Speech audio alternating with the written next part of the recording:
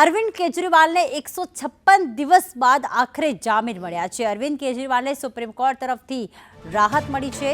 દારૂ માટેની excise policy કેસમાં કેજરીવાલને આખરે રાહત મળી, કારણ કે લીકર પોલિસીના કારણે તેઓ 156 દિવસથી જેલમાં હતા અને વારંવાર જામીન માટે અરજી કર્યા બાદ આખરે સુપ્રીમ કોર્ટે करते हैं।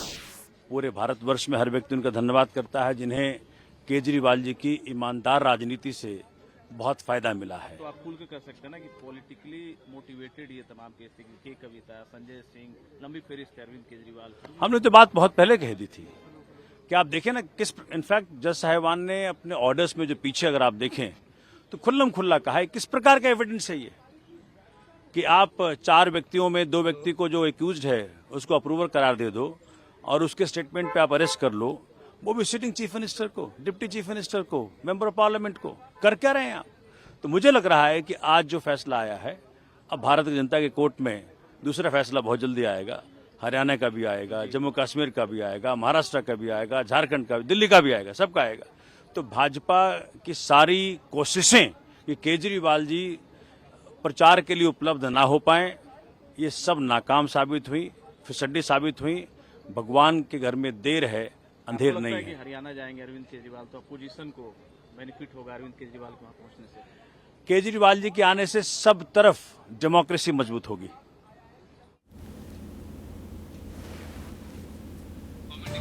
તો કેજરીવાલ સીએમ ઓફિસ નહીં જઈ શકે। 10 લાખના બોન્ડ પર શરતી જામીન મળ્યા છે, જેમાં કેજરીવાલે ટ્રાયલ કોર્ટમાં હાજર રહેવું પડશે તેવું સુપ્રીમ કોર્ટે શરત મૂકી છે।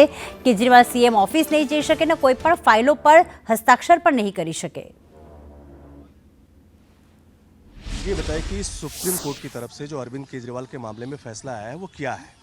देखिए, हमारी 2 मैटर सुप्रीम कोर्ट में पेंडिंग थे जो लास्ट वीक में आर्ग्यूमेंट हुई बहुत डिटेल में। एक तो हमने अरेस्ट को चैलेंज किया था और दूसरा हमने बेल सीख की थी, तो उस पे दोनों पे आज फैसला आया है। अरेस्ट पे दोनों जजेस के अलग अलग व्यूज़ आए हैं, उसमें डिटेल में वो क्योंकि फैसला आने के बाद ही मैं कमेंट करूंगा, लेकिन बेल ग्रांट कर दी गई है। अरविंद केजरीवाल जी को 10 लाख रुपए के बॉन्ड भरना पड़ेगा। उसके भरने के बाद आज 3 या 4 बजे तक माननीय मुख्यमंत्री जी दिल्ली की जनता के बीच में होंगे। अच्छा, क्या सुप्रीम कोर्ट की तरफ से कुछ शर्तें भी निर्धारित की गई हैं अरविंद केजरीवाल को लेकर के?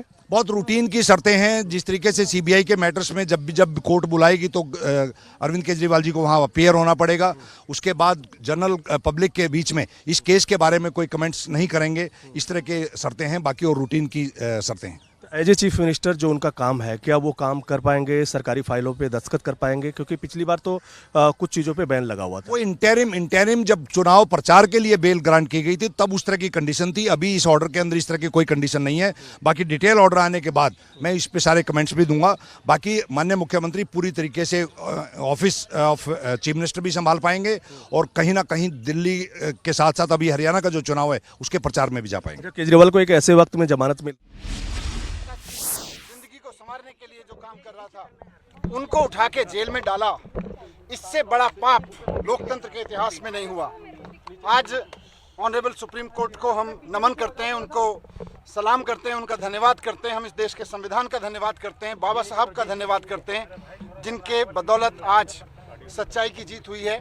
और ये खाली सच्चाई की जीत की बात नहीं है, झूठ भी एक्सपोज हुआ है। जिस तरह से आज ऑनरेबल सुप्रीम कोर्ट में ऑब्जर्वेशन दी गई, कहा गया कि केजरीवाल जी को ईडी की रिहाई से रोकने के लिए सीबीआई का पूरा गिरफ्तारी का मामला रचा गया। हम बार बार कह रहे थे, सिंघवी साहब ने, हमारे जो सीनियर एडवोकेट थे, उन्होंने ऑनरेबल कोर्ट के सामने बार बार ये शब्द दोहराया कि ये इंश्योरेंस अरेस्ट था, ये किसी गलत काम के लिए अरेस्ट नहीं किया गया था, कोई करप्शन के लिए अरेस्ट नहीं किया गया था। भारतीय जनता पार्टी चुनाव में नहीं जीत पाती, पार्टी को नहीं तोड़ पाती, तो एक इंश्योरेंस अरेस्ट किया गया कि इस आदमी को जेल में डाल दो तो इनकी पार्टी टूट जाएगी, इनकी सरकारें ध्वस्त हो जाएंगी। लेकिन मैं बाबा साहब को और संविधान को याद करते हुए, धन्यवाद करते हुए, ऑनरेबल सुप्रीम कोर्ट को धन्यवाद करते हुए, सिंघवी साहब का धन्यवाद करते हुए, आम आदमी पार्टी के एक एक कार्यकर्ता, एक एक लीडर, पार्षद, एमएलए, एमपी, सबको भी बधाई देना चाहता हूँ, धन्यवाद देना चाहता हूँ कि ऐसे संकट के समय में जब भारतीय जनता पार्टी अपनी पूरी ताकत के साथ, अपने पूरे कुचक्करों के साथ उनको कुचलने की कोशिश कर रही थी, वो टूटे नहीं, हटे नहीं, झुके नहीं, सच्चाई के साथ लड़े रहे, सच्चाई की जीत हुई है। हम बहुत खुश हैं। आने वाले समय में इससे और सच्चाई के लिए लड़ने वालों को ताकत मिलेगी। बात सिर्फ केजरीवाल जी की नहीं है, जो भी आदमी सच्चाई के लिए लड़ रहा है उसको ताकत मिलेगी।